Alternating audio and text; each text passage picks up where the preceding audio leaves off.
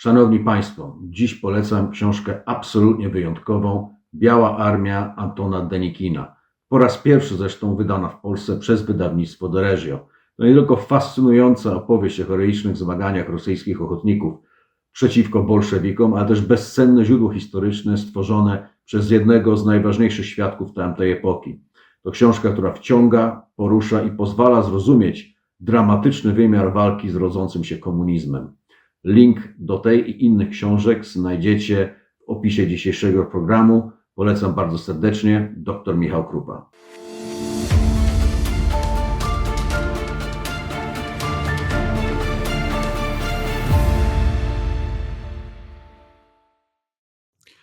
Good evening, everyone. It's Dr. Mike Krupa once again, your host of DR Global, the English language podcast of Do Rzeczy, Poland's largest conservative weekly.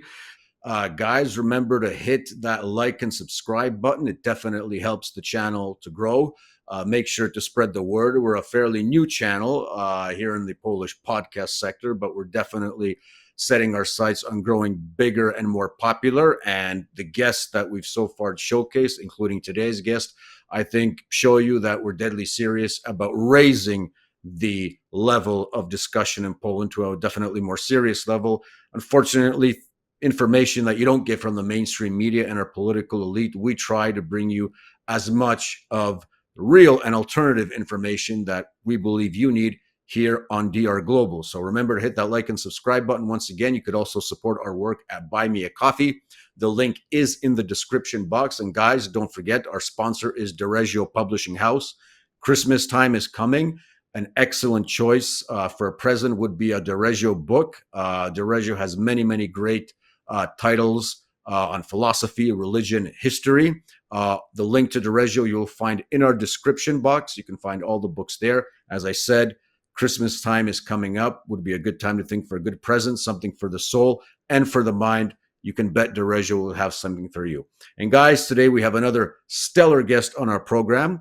I'd like to introduce you to James Carden, who previously served as an advisor to the U.S.-Russia Bilateral Presidential Commission and to the Special Representative for Intergovernment Affairs at the United States State Department. James is a contributing editor and columnist at the American Conservative and a contributing writer for Foreign Affairs and The Nation. His articles have appeared in publications on left, right, and center, which we like, including the Quincy Institute's Responsible Statecraft, the Washington Post, The Guardian, and the Los Angeles Times, among many others. His work also appears at the Realist Review on Substack. We will have the link in the description box to that also. And more importantly, he's the author of the upcoming book with a really interesting title, I think for many of you who are coming from the left to DR Global, entitled The Great Betrayal, How the Democrats Became the Party of War. And that is coming out in 2026. So make sure to keep your eye out for that. James, how are you this evening? Actually, this afternoon, your time. I'm doing fine. Thanks for the very nice introduction. It's good to be here. Of course, of course. Well, I think today, in light of the recent events and in light of your intergovernmental experience on Russia, we'll probably stick mostly to the topic of Russia and Ukraine. If we have some time, maybe we'll move to the Caribbean to talk about things there. But James, we're here talking on December 3rd. Yesterday, the talks between the American side and the Russian side took place in Moscow. We had Steve Witkoff and Jared Kushner talking to Vladimir Putin and his aides for about 5 hours, if I'm not mistaken. So far, the information is pretty, I would say, diplomatic from both sides. The crucial issues were discussed. I want to get your first takes or any information that you got from your sources about yesterday's talks that occurred in Moscow. Right. So really nothing new. Anyone who was expecting some kind of breakthrough, anyone who was expecting Steve Witkoff and Jared Kushner to land at Andrews Air Force Base and say that there is peace in our time would be mistaken. The plan really went nowhere. I think that the Russians realize very well that they have the wind at their back on the battlefield, so they don't have to settle. And so the important thing, even though the talks themselves will probably result in nothing, the important thing from, I think, an American perspective, is that we're talking to them at all. And that's something that Biden refused to do over the 3.5 years when he was in office. He and Putin didn't speak, and that was a very dangerous and short-sighted policy. So at the very least, Trump and Woodcock and Kushner and Rubio have reinaugurated a period of American diplomacy. So that's important, even though I think that the plan, the 28-point plan, the 26-point plan, whatever it is now, whatever it got whittled down to, is probably not going to go very far. I was watching an interview. I think it was post the meeting, after the meeting in the Kremlin with Hannity and Secretary Rubio. And I noticed that Rubio, he made an interesting point while talking to Hannity. He said, Putin recently said that whatever we have to do to achieve the goals of the special military operation, we will achieve. And the secretary said that in an approving manner, as if to convey the message that Putin is deadly serious in reaching Russia's goals in this war, which is a bit surprising if you consider that Rubio basically hails from the, I would say, hawkish or neoconish side of the aisle. But nonetheless, it does seem that the Americans are moving closer to the Russian position, and they might be less susceptible to be hoodwinked by the European elites like they were after Anchorage. Is that the sense that you're getting also, that there's a closeness between the Russian and American position that wasn't so much evident after Anchorage, that the Europeans can't, undermine this time? Yeah, but I would also say, I don't know if, I characterize it so much as the Russian position, the American position, whatever. It's reality. And the reality on the battlefield is that the Russians have gained twice the amount of territory in November than they did in September, right? So things are really starting to turn. Ukraine is mired in a corruption scandal. And as Putin himself has said over and over again, and this is what he said recently, and I'll read the quote: "When the Ukrainian troops leave the territories they occupy, then the hostilities will cease. If they do not leave, we will achieve it militarily." There's no question about that. It's just a matter of when. And so, I think, you spoke about the Europeans. I think the role that they've played, and I'm talking about London, Paris, and Berlin especially, has been a terribly unhelpful role. Basically, they're promising Zelenskyy everything, but they can't provide him with anything. So the role that they've played has been as an obstacle to peace. So I think that basically the Trump administration has run out of patience with the Europeans and with the Europeans meddling in this conflict. And I think that Zelenskyy, if he had any sense at all, would take the deal. You would take the territorial land swaps that are on offer. But I don't think that he can, because he's under so much pressure from the far right. So this thing, unfortunately, in my view, is going to drag on into the spring and through the summer of 26.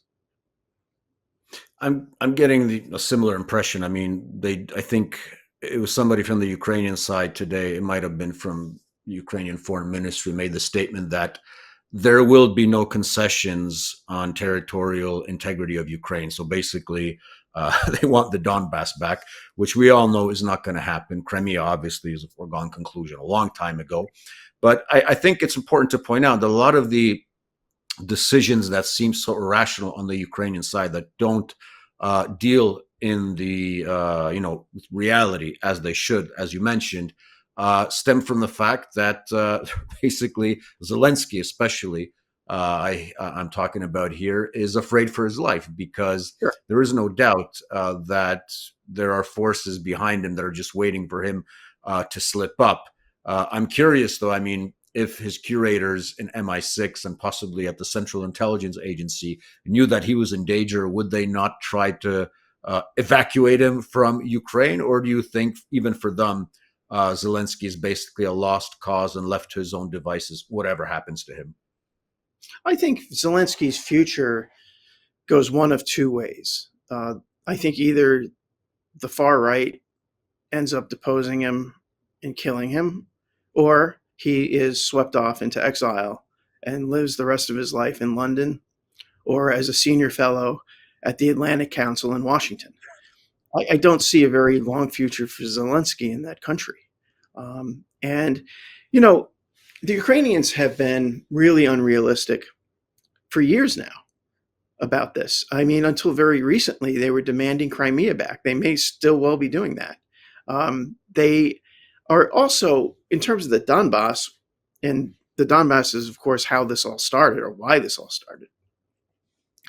You know, they're fighting over a land and a people that they themselves don't even want. You know, Putin, in a way, is doing the job of the far-right ultras for them. He's making a Ukraine for the Ukrainians, which is something that the far-right and the nationalists in Galicia and in Western Ukraine have always wanted. So I have very little patience for this idea that, you know, these Ukrainians are fighting for their country when they've systematically abused that part of the country for the past 20 years. So, you know, I think that's ridiculous. And I think that Zelenskyy, in refusing to accept the territorial swap that's on offer, is really pointlessly prolonging this thing and killing so many more of his countrymen than is necessary. James, I want to bring you to our Polish reality for a couple of minutes because we've had some important statements in this regard from the Polish president and actions at the same time. So first of all, President Nawrocki recently stated that he will not be meeting with Prime Minister Orban due to the fact that Prime Minister Orban was in Moscow recently and he was striking, energy deals or talking about energy deals with Vladimir Putin. So the president countered that by saying that, even though I respect Viktor Orban, I can't meet with him because we here want to, be the proponents of European solidarity on energy policy. So that's one thing. A lot of people in Poland obviously criticized that. They found that ridiculous because, Hungary is acting in its own national interest. And we should respect that. I mean, Hungary meets with a lot of other people, or Prime Minister Orban, including Putin. Does that mean that we're going to hinge our entire policy towards Hungary based on one meeting? That's one thing. And the other was a statement made by the president a couple of days ago on the anniversary of the so-called November uprising of 1830, when Poles rose up for the first time against the Russian government, because Poland was already partitioned at that time. And he made a very controversial statement in my view, because he said, I quote, and he used the specific word, he said, the Moskal, the Muscovite, could not be trusted in the 19th century, he could not be trusted in the 20th century, and he can't be trusted to make any deals in the 21st century, which unfortunately took the air out of a lot of voters for the president, who thought that he would at least start moving in a little bit more of a realistic direction than his predecessor, Andrzej Duda. But I mean, what would your advice as an American, because sometimes Polish politicians take Americans more seriously, unfortunately, than their own homegrown advisors, what would your reaction be to such a bold statement that, there can't be no deals, period, with Russia because Russia is Russia, I guess is what the president is trying to say? Well, I would suggest that that's a mistake. I would suggest that that kind of saber rattling goes against efforts to bring peace to the region. I think that it's unnecessary. And ultimately, given your proximity to Russia, self-defeating. So, I think it's always been a mistake for countries on Russia's periphery or countries that were part of the 15 republics of the Soviet Union to hitch their wagon to the United States. We are, after all, very far away, and we don't have a very good track record when our neocons come to these countries and encourage them to stick their finger in the eye of the Russians. So my advice when people, ask about listening to Americans, the most important thing I can tell them is don't listen to them. We don't have a good track record. Look at what happened to Georgia in 2008 and in Ukraine over the past decade. Look at what happened when the Hungarians rose up at our encouragement in 56. So look at what happened to the Kurds when they rose up, and our hardliners, encouraged them to do so after the first Gulf War. So our track record is very, very shaky because in the final analysis, we are a very parochial country. We're separated by two giant oceans, a peaceful neighbor to the south and to the north. Our ruling elites, for the most part, don't have the wisdom or the background to tell Poles or anybody else what to do. So that would be my main advice. When an American comes knocking at your door with advice, take your own advice. There's also another, I would say, phenomenon in Polish politics whereby you could sometimes see it in the actions and in the words of our foreign minister, Radosław Sikorski. For those who aren't in the know, the husband of Anne Applebaum, by the way. Hence, sometimes he's called Radek Applebaum instead of Radek Sikorski, but that's a different story. But there are these impressions made by some political, politicians in Poland and media people that when the United States, and this is a sort of warning, I guess, to the Americans, on the other hand, from a Pole, begins to act in a rational way towards Russia in terms of bringing about, accord with Russia, détente. From many a Pole, this seems to be a betrayal, a moving away from the legacy of America, the hegemon, America, the anti-Russia. And we Poles feel the need to, remind our American overlords that what they are doing smells of Yalta, smells of obviously what? Of Munich, right? Everybody loves to live in the 1930s. So if you could also counter that type of approach that we're going to be telling the Americans, or the Americans should be listening to us because we're so close to the Russians, how they should behave regarding Russia, as if the United States didn't have, their own distinct national interests that sometimes, obviously for, geographical reasons, are bigger than Poland's and should be the domain of only Russian and American discussions. What's your take on such an attitude? Yeah, I mean, you definitely see that when it comes to Mr. Sikorski and his wife, who has a big voice over here, and they tend to get on their high horse and lecture Americans that they know certain things about the Russians that we Americans, we stupid Americans, can't possibly comprehend. That's all well and good. You have been in Russia's neighborhood and part of the Russian Empire on and off for centuries. We have our own interests, and I think people like Applebaum and Sikorski and the British and other countries that aspire or claim to have a special relationship with the United States, they tend to conflate their own interests with our interests and vice versa.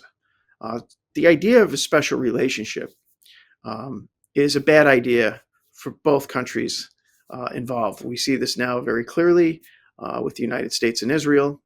And you can ask the British about how well their special relationship with the United States has worked out over time. So I think that's a bad idea. I think every country has their own interests, and they should be free to pursue those interests. And I would just say Sikorski would be about the last person I would listen to regarding geopolitics, given his record with regard to the Eastern Partnership. And then, of course, the outsized role he played regarding the Maidan revolution in February 2014. Yeah, it's just to end off on Sikorski, it seems he sort of likes to, move from one position to another, because when he's speaking privately, and in 2015 we had this big affair in Poland where recordings of politicians were publicized in a major magazine, and it turns out that Sikorski speaking privately actually made a lot of sense, because he said basically the following: it's stupid for Poland to make enemies of Germany and Russia and then call on the rest of the world to save us. That makes us look like, well, he used the N word, which I won't quote here obviously, but the essence, the message was pretty true, that Poland has to act realistically and has to have at least some sort of modus vivendi, for better or worse, with Russia and with Germany. So, but as you said, he comes out publicly, and it seems he's speaking more his wife's language than his own. But that just shows that the guy has no principles and no fixed worldview, which is unfortunate for a person who should be able to define the national interest and be able to fight for the national interest as a representative, or our highest and chief diplomat. I One think more. part of Go ahead. I was going to say, I think part of the problem with Sikorsky and Applebaum and people like that is that they see themselves really more as part of a transatlantic elite. And so the national interests and national boundaries mean, I think, less to them than they mean to our fellow citizens. It's more about the kind of NATO, EU, transatlantic think tank, the very small but powerful and insular world that they inhabit. Yeah, and just one more thing came to my mind with Sikorsky, something that we just found out, actually, or at least I found out in the last year and a half, I think. He actually admitted to this when he was in Washington. We found out as the Polish public that one of Sikorsky's sons, I think the oldest one, is actually serving in the United States military. So you can imagine the outrage if our foreign minister's sons was serving, for example, I don't know, in the Russian military. But it seems, they're equals, and then there are equals. So I guess that gives it away a bit, and why things are the way they are, unfortunately, in our foreign policy. One But more question regarding. we have that situation here among a number of our top politicians and media figures, is that their children go serve for the IDF. And we have a member of Congress who walks around in an IDF uniform. I think that's appalling, but we have that problem here. Well, welcome to our world. Same old, I guess. James, just one more question regarding Russia, and then we'll move on to the Caribbean. But what are your perspectives on the extension of New START? I mean, the spiral and the specter of a new arms race is one that I don't think anybody looks on too fondly. Do you think, at least in this regard, whatever happens in Ukraine, New START will be extended, or do you think the Russians will be pushing that this has to be part of a broader deal? What's your take? I really don't know. I hope that they don't make it. I hope they don't link it, right? I hope they don't make it part of a larger deal. I think this is something that already should have been done years ago. I think it's unconscionable that Biden spent 4 years in office and didn't do anything about this. And now we have Trump, who may or may not even know that it exists or that it's up in February. I mean, the clock is running out on this. This is the most important piece of business between the United States and Russia, not Ukraine. And we have a problem in Washington where everyone sees US-Russian relations through the prism of Ukraine. But when you do that, then things that are actually important to the future, not just of US-Russian relations, but to the future of the world, go by the wayside. So I'm glad you brought that up. New START is something that the administration has to, they have to take care of this. And like I said, the clock is running out. February 2026 is right around the corner.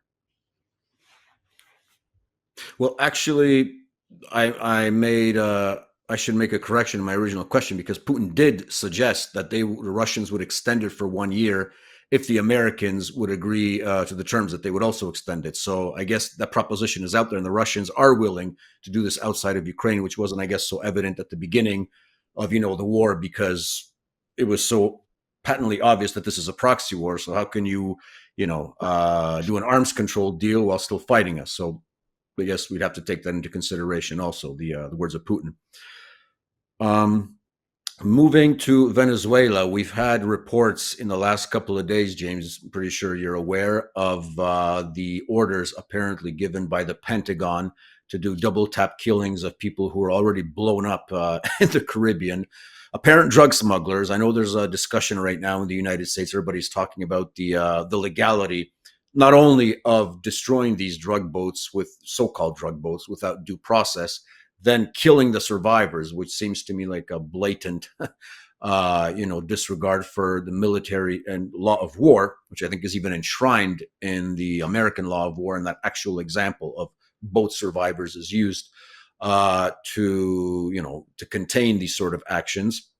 But broadly speaking, also, do you think this might stop the apparent rush to depose Maduro? I mean, this concrete aspect of the illegality of the double tap killings that apparently Hegseth ordered?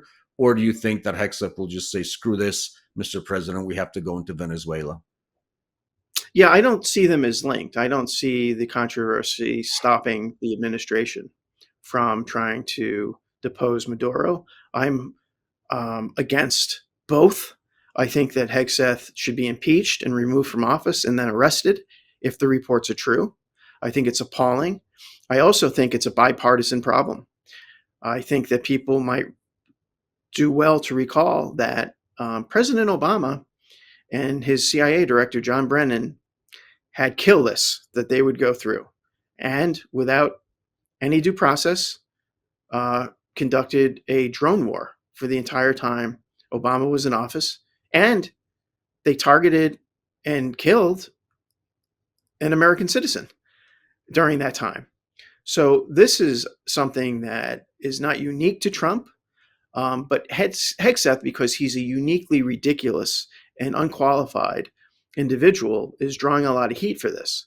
But people are kidding themselves if they think that this is the first time we've done something like this. It isn't. It needs to stop, and I hope that it does. Unfortunately, though, to your question, I don't think that this is going to slow down Trump's regime change plans for Venezuela. I think, though, I totally agree with you that the precedent was set a long time ago. But I think even in terms of cringe level activity on the part of your Secretary of War, I mean, him putting that picture of Franklin killing narco terrorists on his X account, I mean, the world looks at that and just says, dear God, what's become of the United States? Yeah, no, he's a very disturbed and foolish person. And Donald Trump, put together a really pretty bad team of people this time around. And in a piece that I published a few weeks ago on my Substack, I actually called for President Trump to resign. I think that the combination of this, ridiculous Caribbean regime change war combined with all of his other antics, I think it's time for him to go, and we would be much better off with a sane and smart young man at the helm like JD Vance than Donald Trump. So this administration, I didn't have high hopes for it, but it has really, really been grim over the past several months here.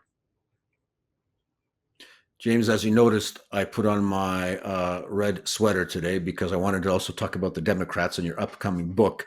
It's a very fascinating title. As someone who did my PhD basically on American politics, more on American conservatism than the left, but nonetheless, I think the title is interesting considering that you have the midterms coming up next year, and the Democrats even today with all their shenanigans. And I think in a way, New York showed that how.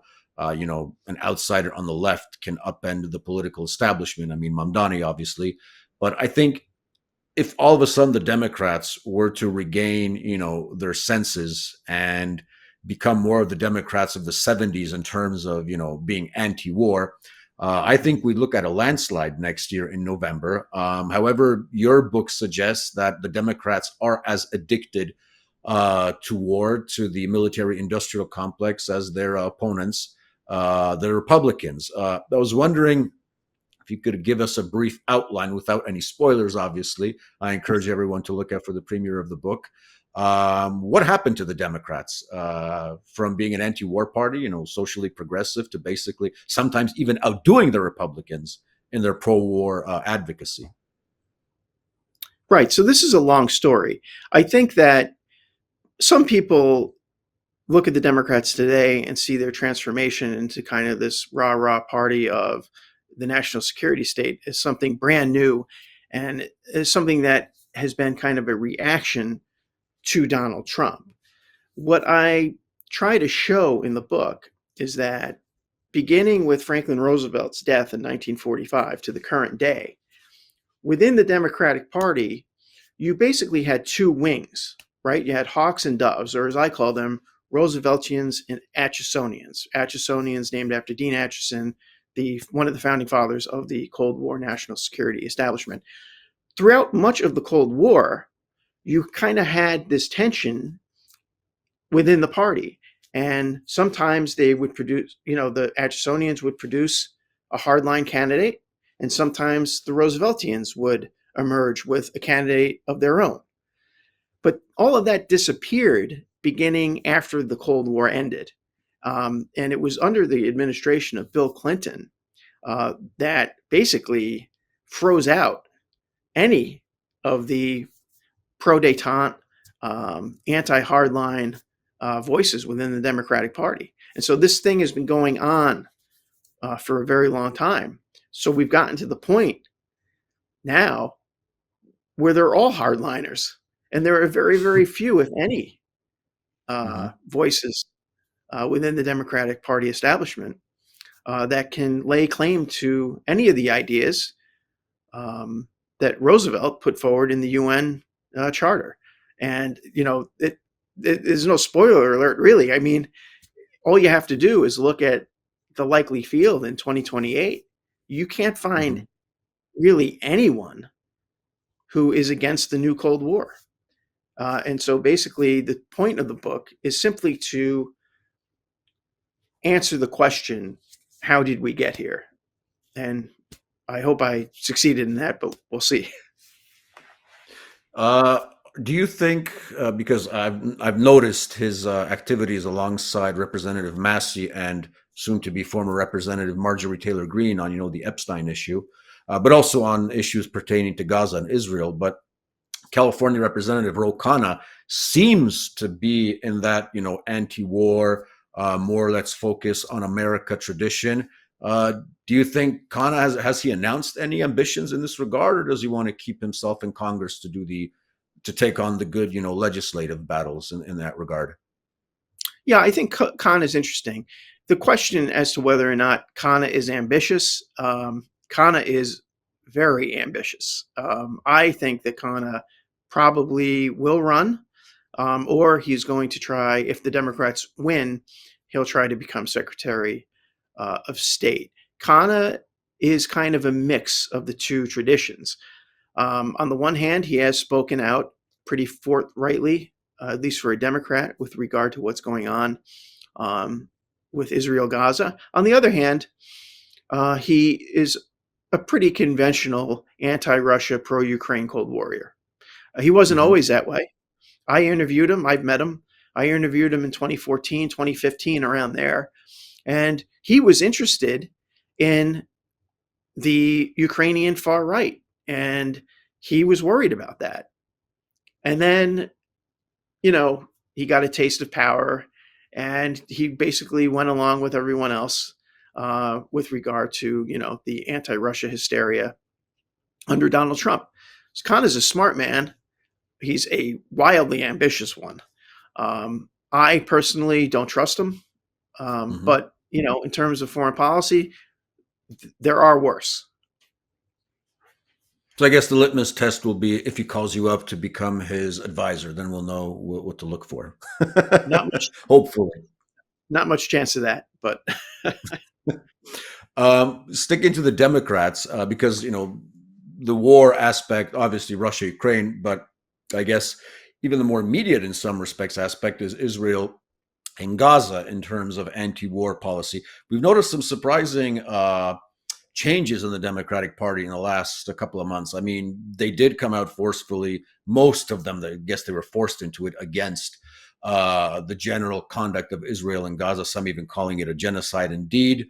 Others at least calling, for investigations and calling it war crimes, not going so far as genocide. We obviously have Bernie Sanders doing his thing. But there was one example of, I think, a Democratic candidate or a serving member of the House, I can't remember which, who actually publicly said he's not going to be taking any money from AIPAC anymore, which is pretty interesting. My question to you, this is the final question, is do you think this is sincere and that the Democrats, at least in this regard, are going to slowly be giving the middle finger to the Israel lobby? Or is this all just for show and it's going to be same old when they're going to need the money next year before the midterms? The second option, almost for sure. People should remember that it took, the progressive hero, Bernie Sanders, a year and a half to condemn Israel. It was very clear what Israel was doing within weeks of October 7th.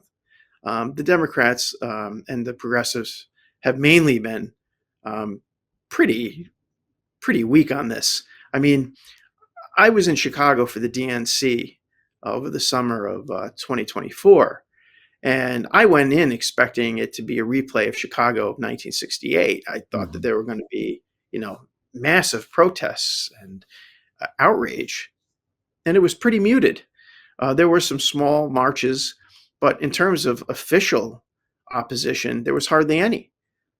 Every morning and afternoon, a small group of activists would hold a press conference outside of the entrance to the United Center where it was held. The only person from Congress I remember seeing there was Ilhan Omar. There might have been one or two others. That's it. I didn't see AOC out there. I certainly didn't see Bernie Sanders. I certainly didn't see Elizabeth Warren. So I think a lot of this stuff is also opportunistic. When Trump is in office, they find it within themselves to oppose certain wars, certain conflicts. But if it's a Democratic president, they're nowhere to be found. And remember, we're also only talking about a very small handful of people among the 535 representatives of the United States Congress. Well, at least in this regard, Representative Omar was right when she said it's all about the Benjamins, which is a sad memento, but we will be keeping our eye out on further developments on this. And James, thank you once again for today. We definitely hope to have you on sometime in the future for commentary on everything geopolitical, especially Russia and Ukraine. And we will be seeing you soon, hopefully. Thank you once again, and take care. Thank you. Appreciate it.